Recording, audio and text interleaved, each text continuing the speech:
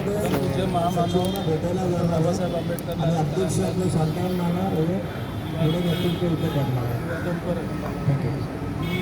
Republican पक्ष यांच्यातर्फे आमच्या पक्षश्रेष्ठीच्या निर्देशानुसार अपंग जनता दल या संघटनेला जाहीर पाठिंबा करत आहे।